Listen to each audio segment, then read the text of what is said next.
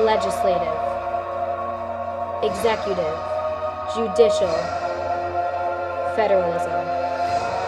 In the late 1700s, a debate took place regarding the government of the United States of America. There were two sides, the Anti-Federalists and the Federalists. They believed the Articles of Confederation should be abolished to create a stronger federal government. The main Federalists were Alexander Hamilton, John Jay, and James Madison. Eventually, their views formed the Constitution. This is the story of the ratification of the Constitution.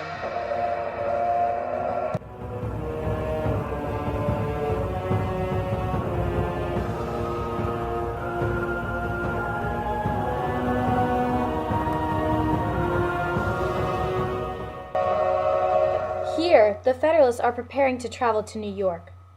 Convincing New York to ratify the Constitution should be easy. Yes, Mr. Madison, they will see that a strong federal government is necessary. Of course they will. Without it, the country is weak and disunited. There is a need for a stronger national government to deal with these problems. Wake up, Mr. J. We're leaving for New York. We're leaving already? Without New York, the Constitution cannot be ratified because 9 out of the 13 states are needed for the new government to go into effect. We can't let that happen. A Republican government cannot be maintained in the large territory of the 13 states. A stable Republican government needs the support of the people. Hello, Mr. Jefferson. Mr. Henry. And how are you, Mr. Mason? Fine, thanks. I just received word that New York is the next state to vote on the ratification of the Constitution. Yes, without it, the economy would crumble. Most certainly. I believe too much power in the federal government will destroy the state governments. The Constitution gives the government the power to tax, which is unneeded. And the power to maintain a standing army. The 3 branches of government need to be completely separate. Shall we discuss this over tea? There is no time. Nonsense, Mr. Jefferson. We are in no rush. These issues need to be discussed.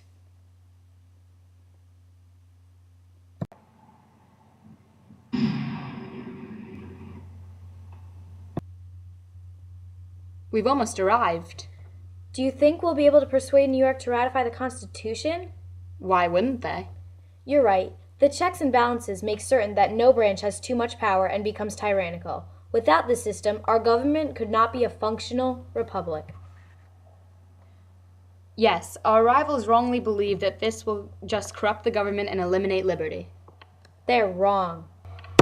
Yes, because with our system of checks and balances, one branch checks another, so not one branch gains too much power.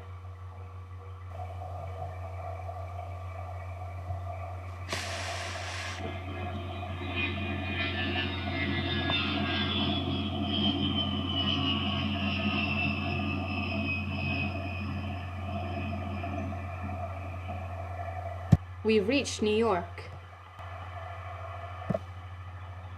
Mr. J, we've arrived.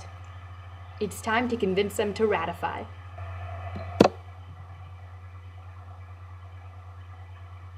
The Federalists believe that a 4-year term of presidency is desirable to keep the president independent from the passing opinions of the people. But not too independent so as to disregard the needs of the people. They also say that re-election provides stability to the government. However, the people of the United States are suspicious of executive power because of their experience with the British monarchy. Oops, my fault. But the Federalists argue against this. Yes, they say that the president is liable to impeachment, trial, and dismissal from office, so the executive power cannot be abused. They also say that a Bill of Rights is unneeded because the Constitution already mentions their right. Yes, indeed. Hopefully, New York will not agree with this. Well, I kept you long enough. I assume you should be on your way. Yes, we should probably get going. Mr. Mason, we're leaving. We'd like to speak about ratifying the Constitution. Please sit down. We'd like to explain our views about a bicameral legislature.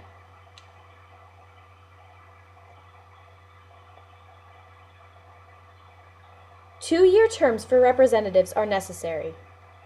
Why is that? They make sure representatives don't become too independent. Blah. But they also allow representatives to acquire much-needed experience.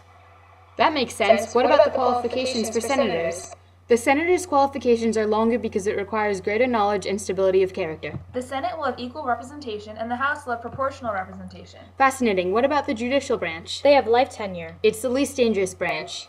So, do you agree with our form of government? Will you help put the Constitution into place? Yes, you have convinced me to have New York ratify the Constitution. Thank you. It was good talking to you all. Goodbye. In the end, New York ratified the Constitution, and it was put into effect on June 21, 1788.